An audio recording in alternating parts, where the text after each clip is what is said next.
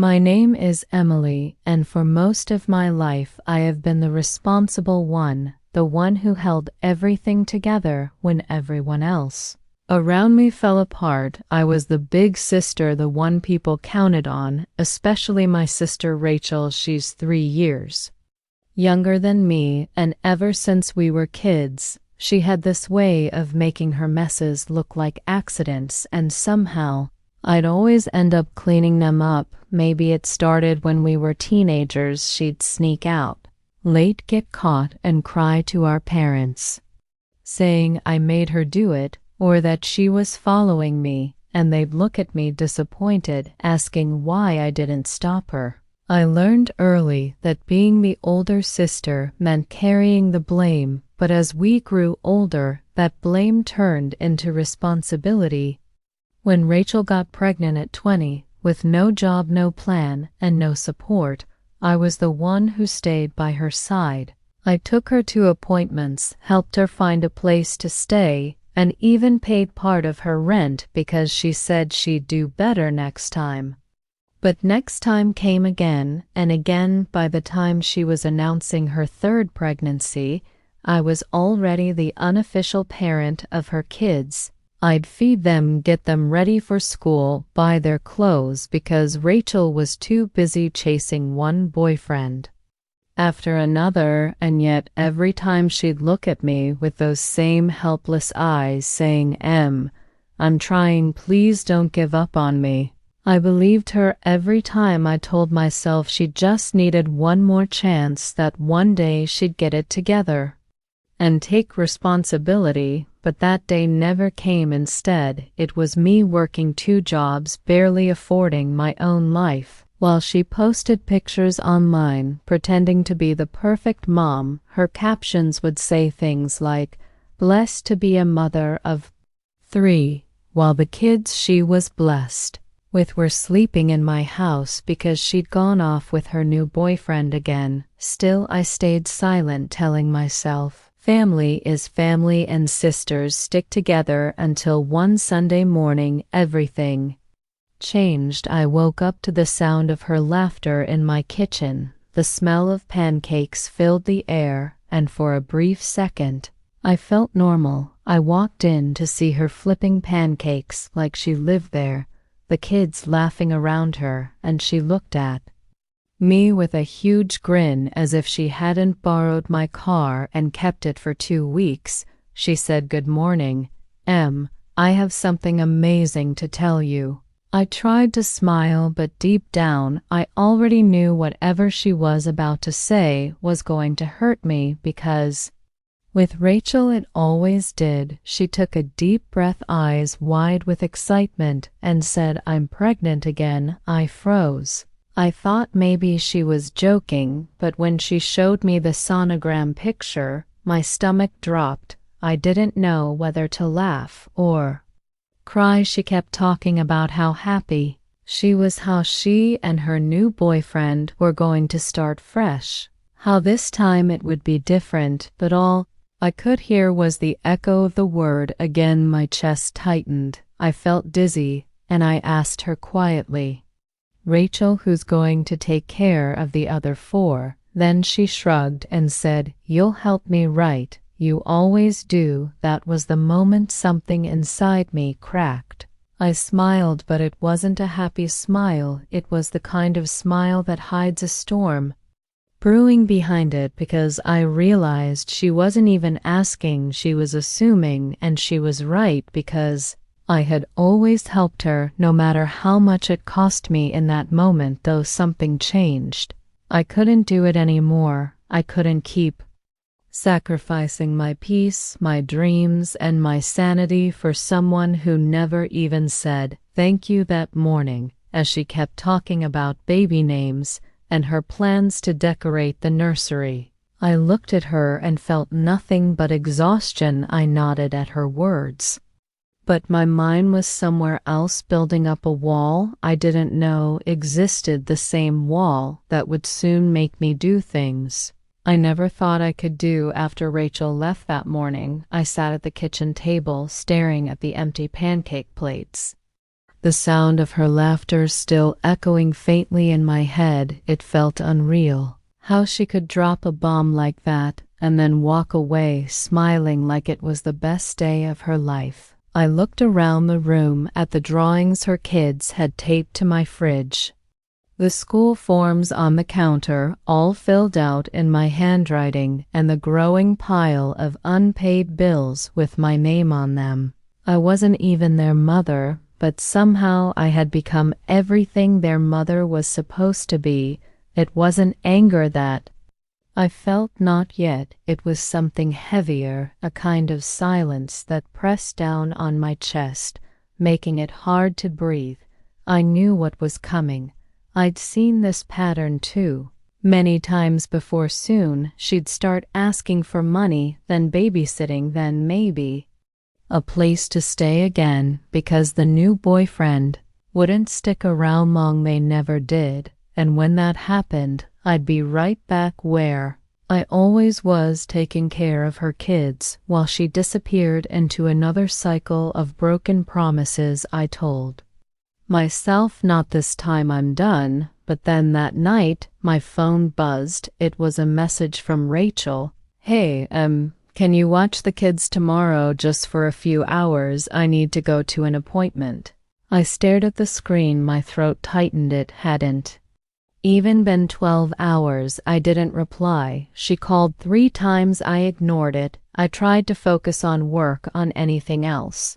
But guilt is a funny thing. It crawls under your skin. It whispers that you're heartless, even when you're right. And by morning, I was standing at her door again. The kids ran to me like they always did, calling my name, hugging my legs. I melted a little, like I always did, and Rachel smiled, that same tired smile, and said, "Thank you.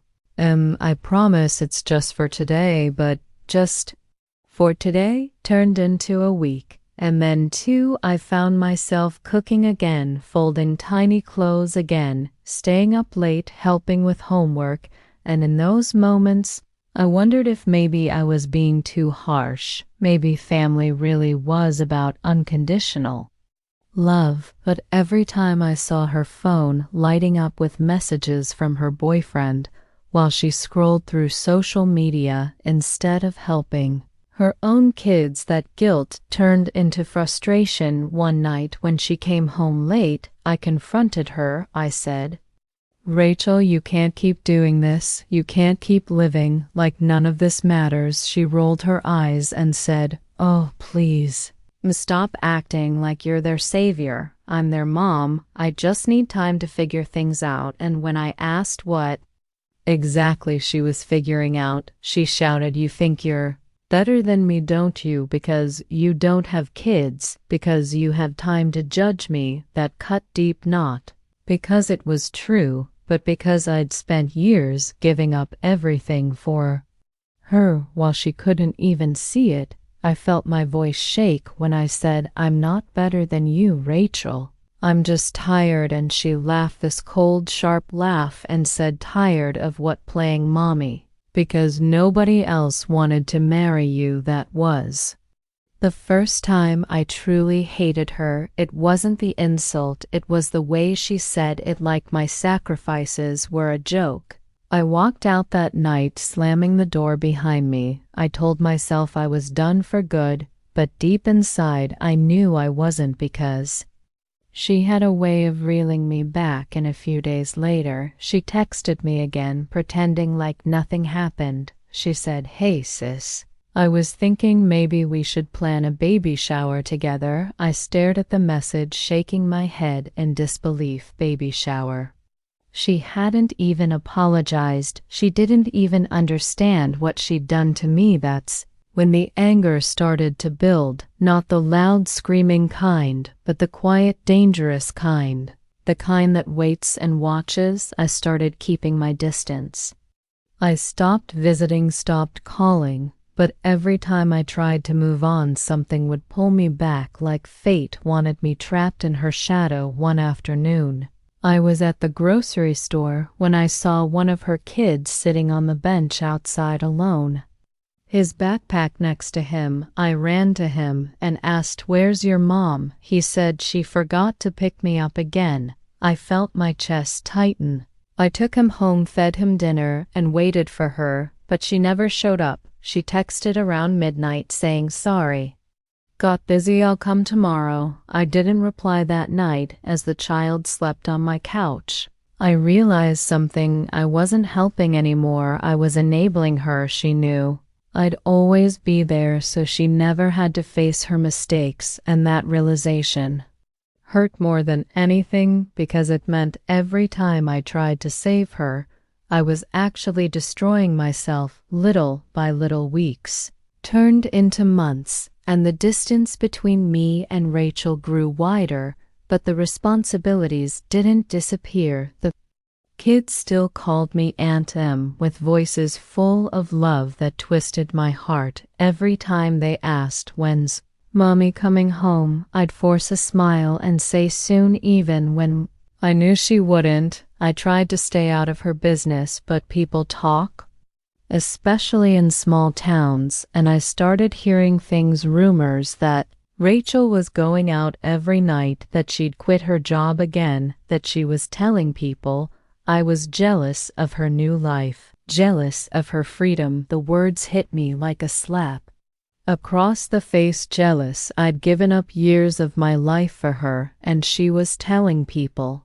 I was jealous. That was the moment I realized she didn't just take advantage of me, she enjoyed it. She liked being the victim. She liked watching me scramble to fix her mistakes while she got sympathy from everyone else. It was twisted, and the more I thought about it, the angrier I became. I decided to confront her one last time. I went to her apartment one evening. The kids were playing on the floor while she sat scrolling on her phone. She looked up and said, "Hey, you could have called." I said, "We need to talk," and she rolled her eyes like I was bothering her. I told her everything. I was done helping, done covering for her, done raising her kids while she played pretend. She smirked and said, "You always say that, but you never mean it because you love them too much."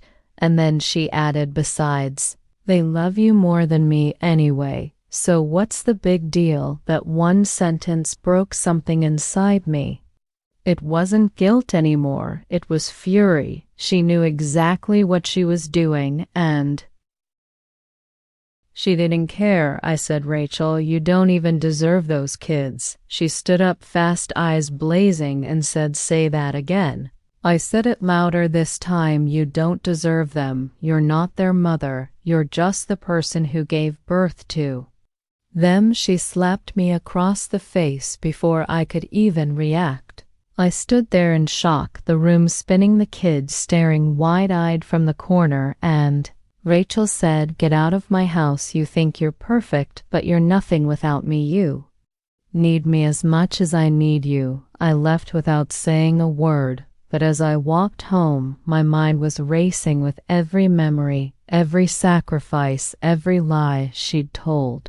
I couldn't stop the images replaying in my head, her borrowing money, her crying, her empty promises, the way she twisted every situation until I looked like the fool. I stayed up all night thinking about it, and by morning something in me shifted. I didn't cry this time. I didn't feel guilt or sadness. I felt clarity. If she wanted me to look like the villain, fine, I'd become the villain if that's what it took to make her face reality. I started planning quietly, the way you plan a storm before it hits. I gathered every message, every bank transfer, every receipt that proved how much I had done for her. I made copies of everything. I knew the truth could destroy her reputation, but it was the only weapon I had, because Rachel cared more about how people saw her than anything else. I didn't want to hurt her, not really. I wanted her to understand, to finally feel the weight of what she'd done. But revenge has a strange way of twisting your heart until it no longer Feels like justice. It feels like power. One afternoon, she called me crying, saying her landlord was threatening to evict her. She begged me to help, said she and the kids had nowhere to go, and the old me would have rushed over instantly. But this time, I said calmly, I can't help you anymore, Rachel. She went silent, then said, You're really going to do this to me? After everything I said no, after everything I did for you, and you still never changed. She screamed that I was heartless, that I was abandoning her just when she needed me most. I hung up the phone and cried for hours, but I didn't go. I stayed strong, or at least I tried to, but guilt has claws, and it kept scratching at me until a week later, I got a call from Child Services. They said the kids had been found alone in the apartment crying for hours. A neighbor had reported it. I drove there in a panic, found them scared, hungry, clutching each other. Rachel was nowhere to be found. I took them home that night, and for the first time, I realized my sister's downfall had finally come, but instead of satisfaction, I felt emptiness. Because as much as I wanted her to suffer, I never wanted the kids to suffer too. They didn't deserve to be caught in our war. I held them as they slept and whispered, I'm sorry, over and over again. The next morning, I woke up with a strange calmness inside me, like the eye of a storm. Everything around me was quiet, but my mind was loud, spinning with thoughts I never thought I could have. I had spent years trying to fix Rachel's life, trying to shield her from consequences, and it only made her worse. Maybe what she needed was to lose everything to understand what she had taken for granted.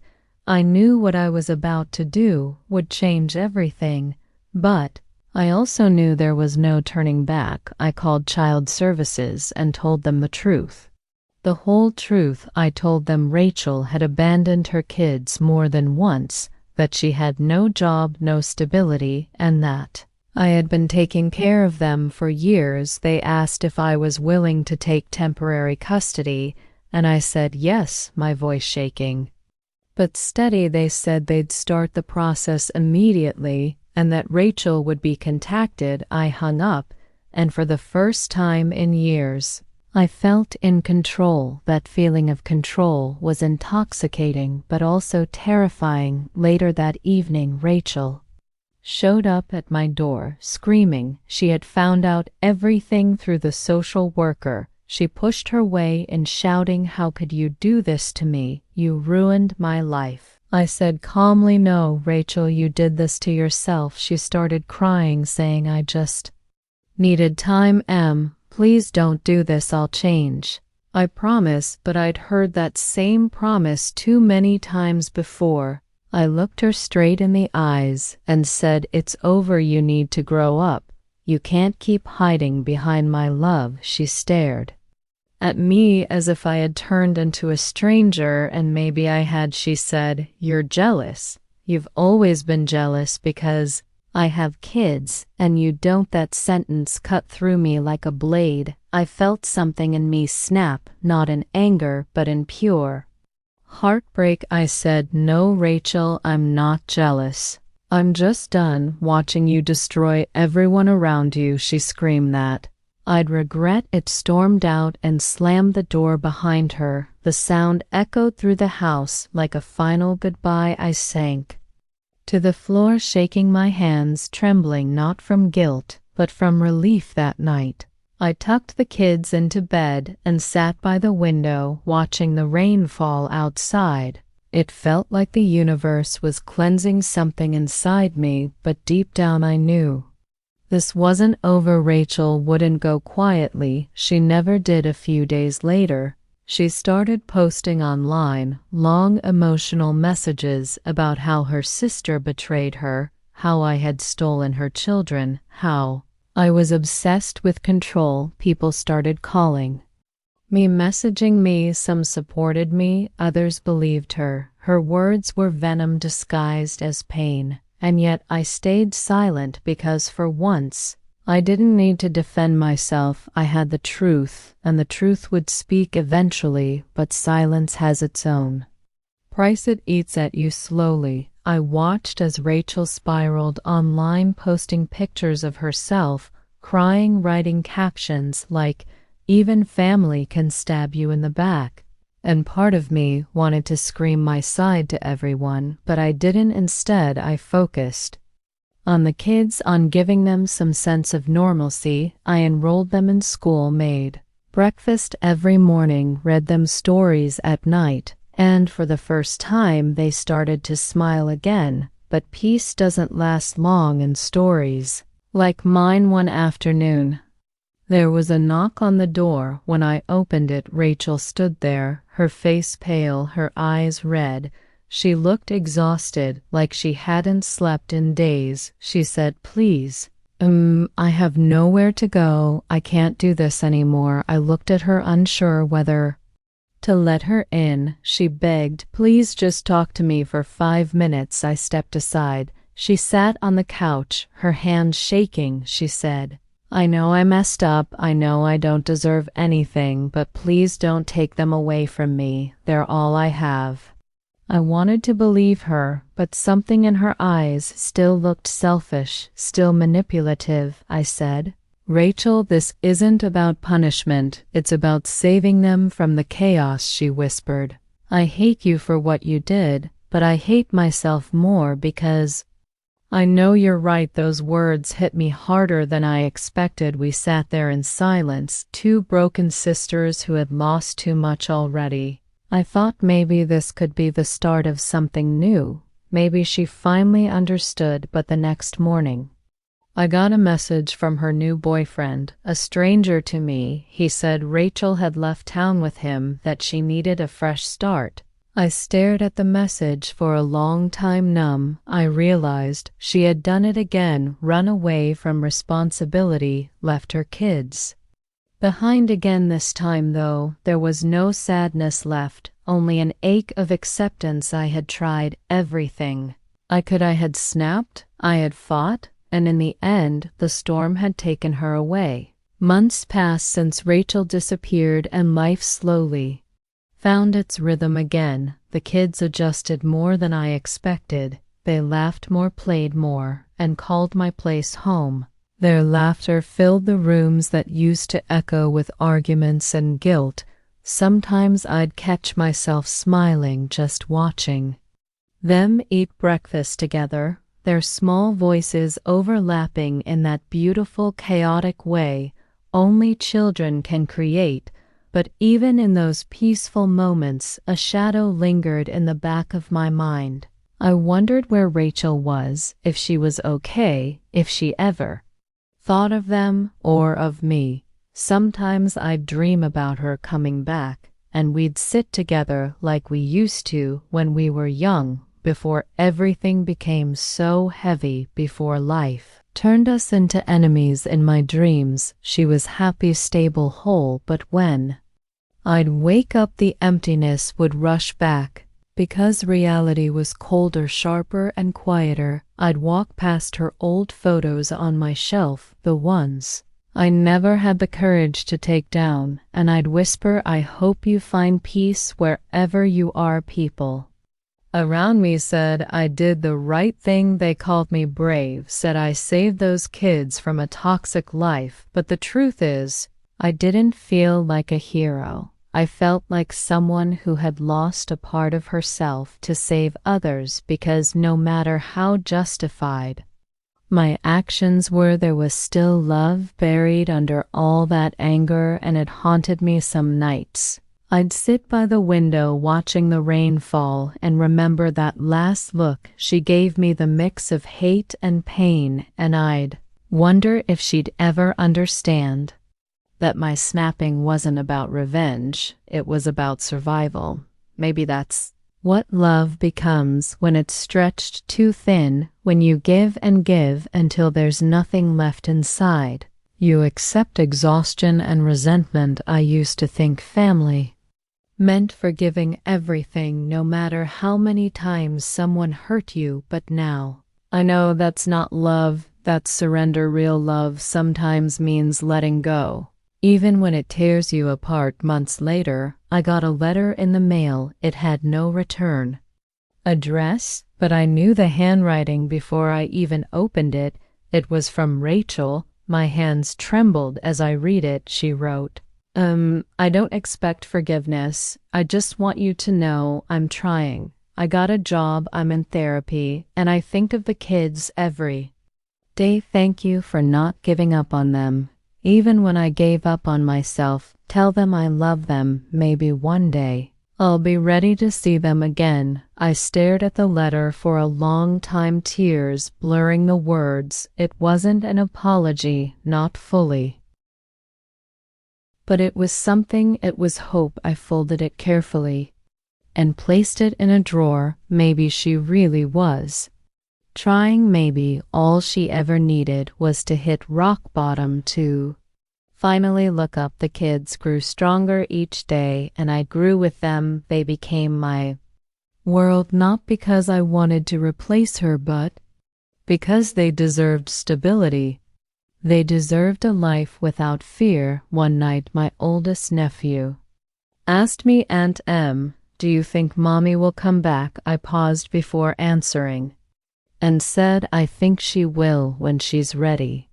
And when she does, she find us waiting. He smiled and said, good, because I miss her. And I realized in that moment that forgiveness wasn't about letting her back into my life. It was about letting go of the anger that chained me to her.